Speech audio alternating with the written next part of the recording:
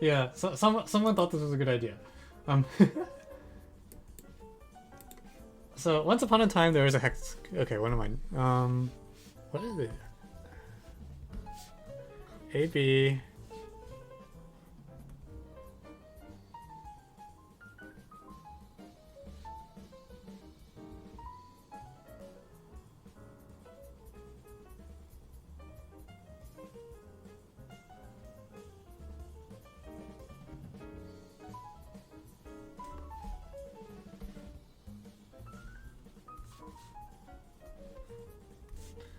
So there's a big class of polygons that satisfy this, where what I do is I make the opposite sides parallel as well. Do I have enough degrees of freedom that I believe that's all of them? So how many degrees of freedom does a hexagon have normally? Like, oh frig, I always get this wrong. 9. And then we have 1, 2, 3, 4 constraints. So that's 5. How many degrees of freedom are there for this stupid thing I drew? 1, 2, 3. Well, what do you know? Also 5.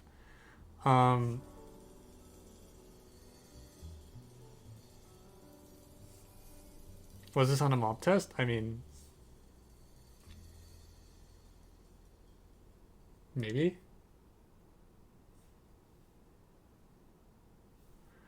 Right. I think that the one that I'm thinking of is a problem from IMO 2003 that this reminds me of.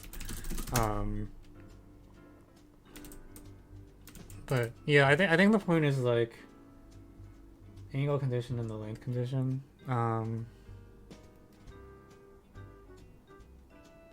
Yeah, but I think what I want to claim is just that like the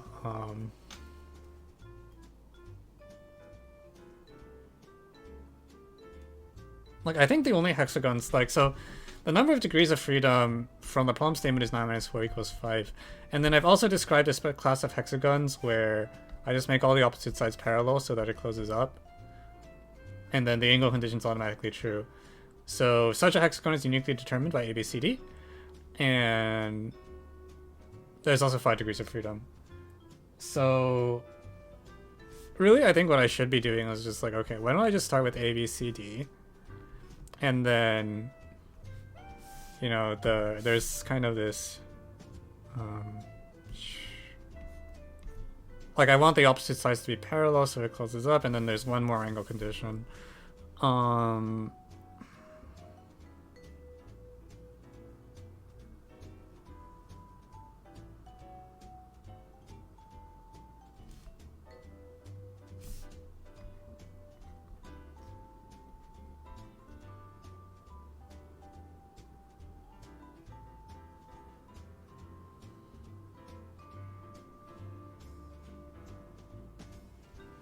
Yeah.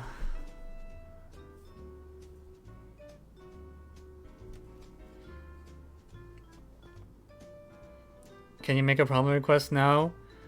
You can, but unless it's super exciting, I probably won't do it. Usually I prioritize the ones that get vetted on at the start. You can try. I mean, worst case is I don't take it.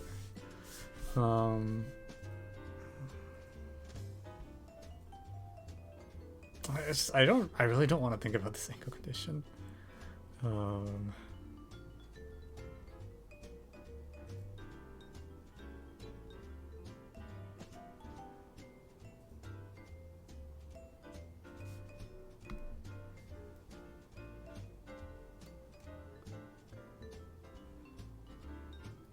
Okay, you want to do...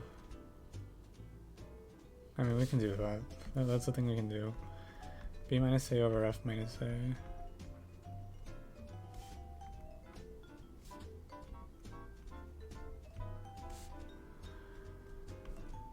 Minus C, minus E, minus E. B, D, B, F.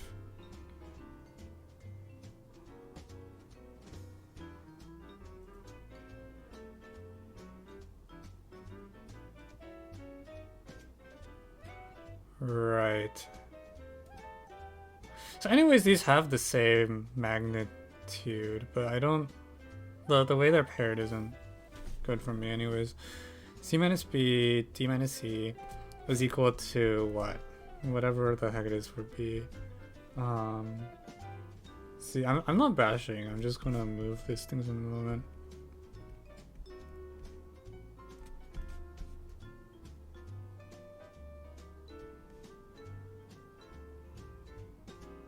Wait, why are these the same number?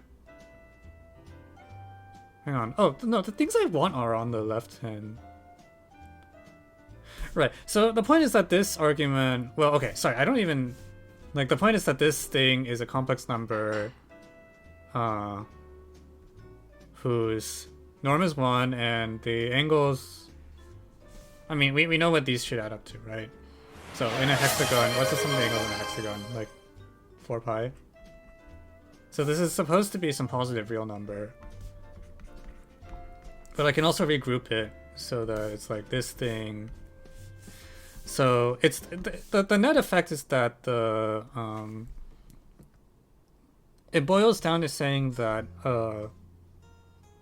these three complex numbers which are on the unit circle, so like B minus A over D minus E, oh, so maybe I was wrong.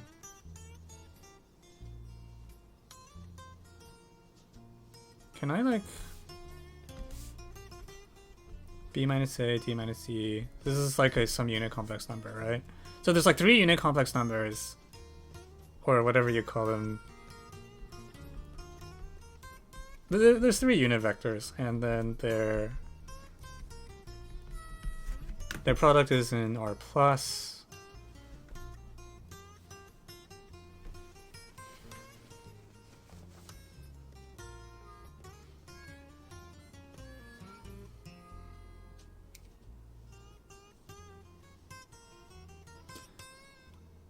I wonder if I actually care whether the hex... Like, I feel this statement might be false for a non-convex hexagon, but I won't dwell too much on that. So it'd be great if these 3 were all 1. I doubt they're all 1.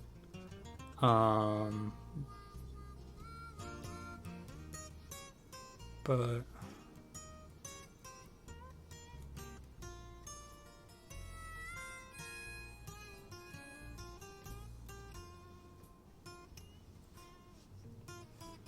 yeah, I agree the product is 1. In an ideal world, I want each number to individually be 1 as well. I don't think I'm quite that lucky.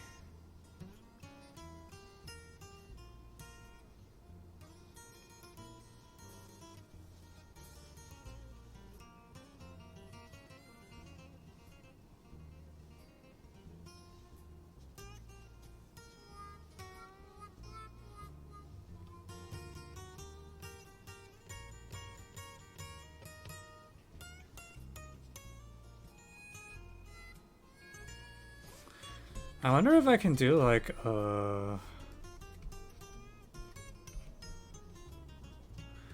Dude, what if I do that stupid inequality substitution with UVW?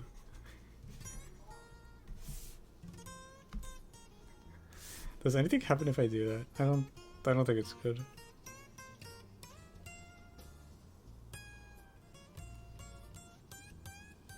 Oh, I see. Yeah, you're right. Yeah, the product should be exactly 1. Okay, but if this condition...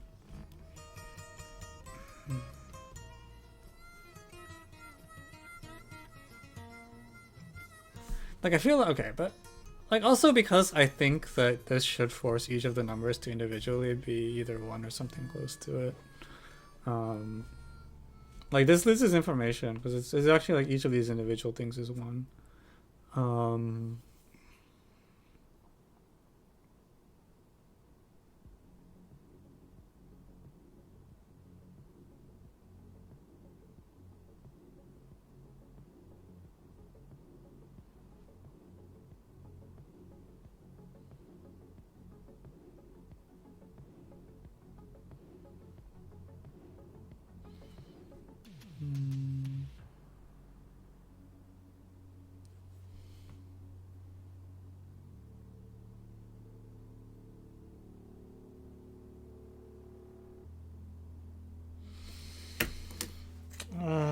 But also, okay.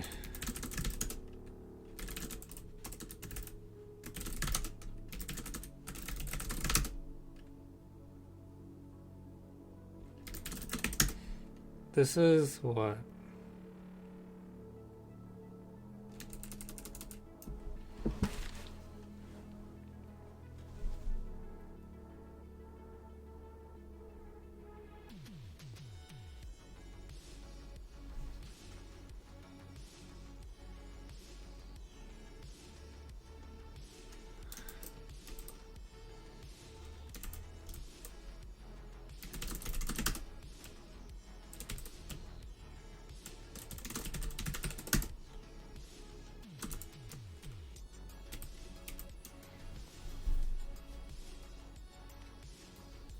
No, you actually want me to expand.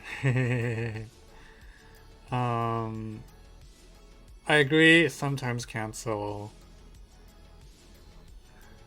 I don't know, I feel like I would just be surprised if, because this is like one equation, right? Like we really have more information than that. We have like each individual fraction is a unit vector. And potatoes vehemently objects. But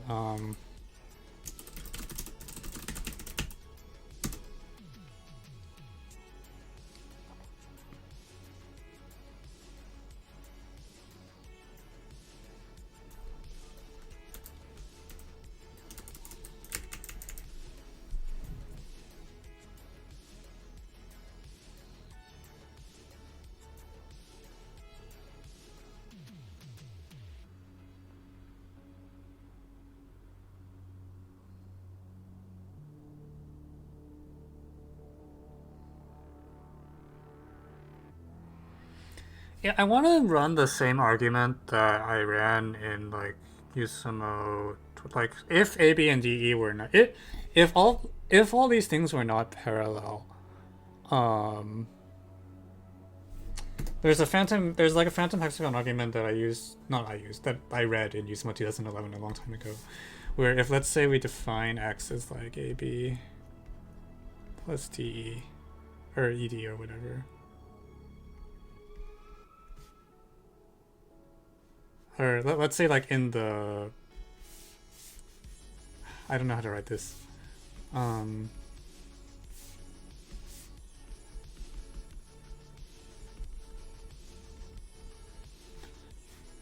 then you do the same thing here.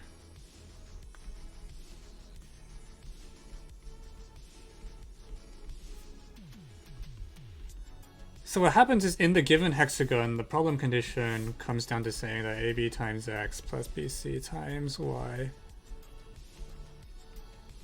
plus CD times Z is equal to 0. But then what you can do is you can generate a new hexagon, like just starting with A, B, C, D. Like you generate a phantom one here, A prime, B prime, or whatever. With the same lengths, and then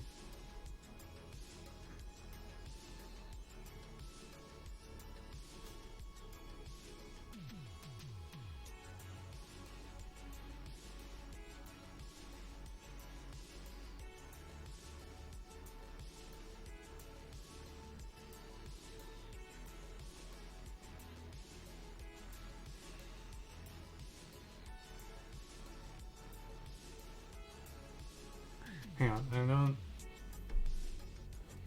What was the first some problems you did? Before this, we just did the Turbo the Snow problem from the European Girls Contest. How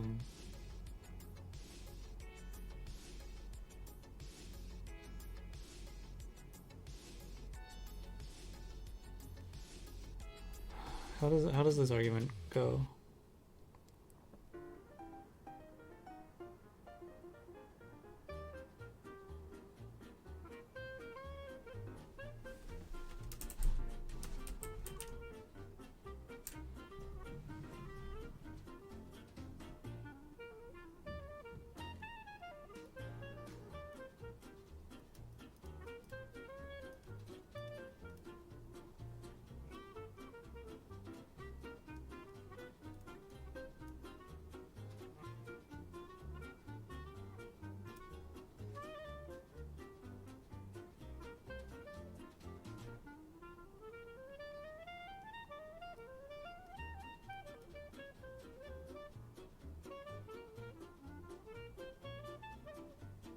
No, this is a little awkward. It's like I'm kind of trying to assume if x, y, z are non-zero vectors by contradiction, then I can...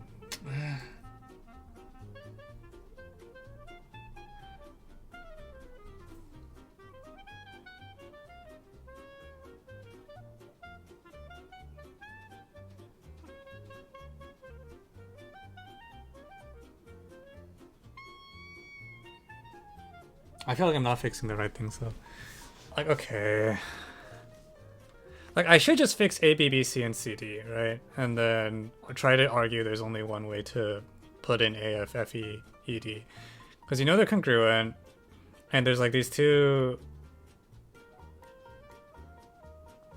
circle things. Or I don't know. Okay, let me just try to actually do this with you.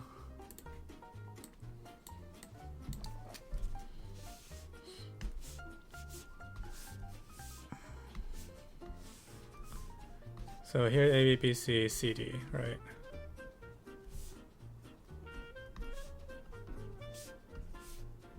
And I guess really I should think of the condition as saying A, C, E is 360 degrees. Something like that. Anyways. So there's one way to fill in the rest of it by doing that, and I want to show it's the only one. Where I just make the opposite sides parallel.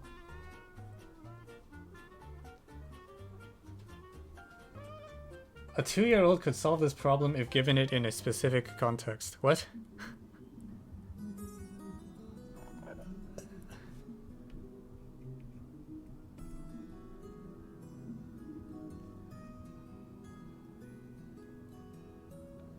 Huh? You'll understand if I find the solution. Well, gee, thanks.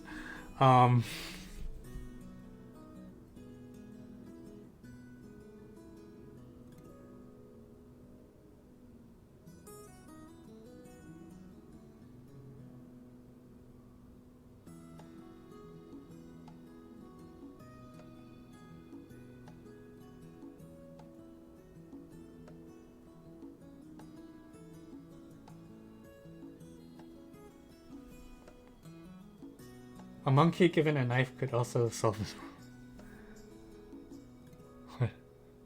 I don't know what you're talking about.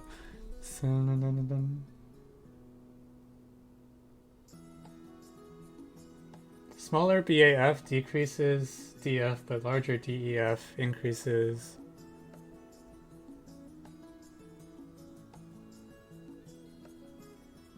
I hate smoothing.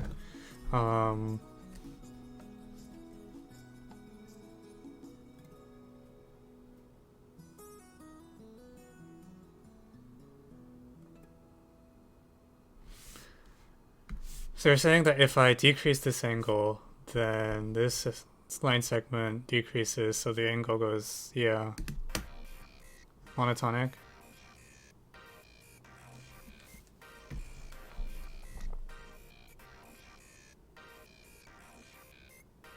This works, but it's sad.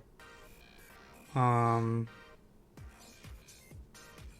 but it totally works. What you do is if I let theta be this angle, if I pick an angle theta, then this segment's uniquely determined, this orange segment's determined, and then the green triangle is determined. And the point is that df, as a function of theta, df is, how does the law of, I don't remember how the law of cosine works, but df is monotonic in theta. And if theta is smaller, then df is smaller. So df is monotonic decrease in theta. And if I call, let's call this angle alpha. For the same reason alpha is monotonic decreasing in the df.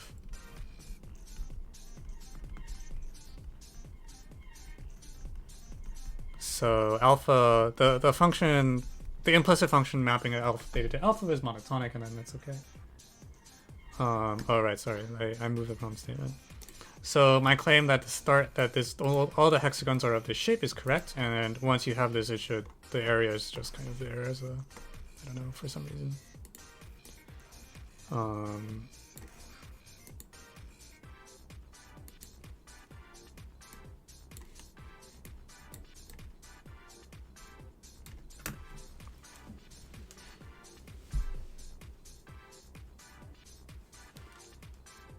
Yeah, I mean, if... Well, okay, the triangles are literally just congruent.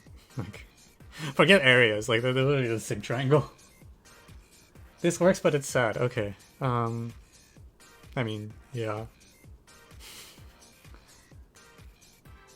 Spams, okay. Alright, so what's the 2-year-old solution? What am I missing?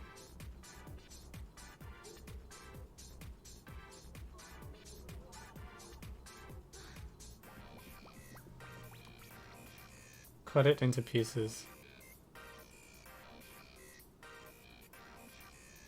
What?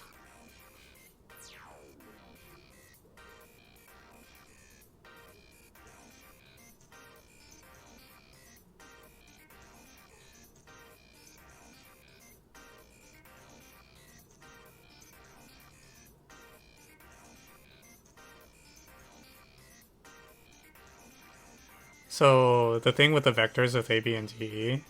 Or what? A, B, C, C, D, E, E, F, A rearrange into a fixed triangle.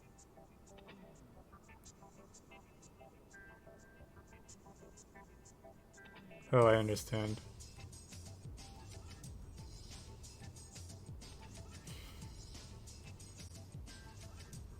Do you remember the invisible tank problem? Not really. Why?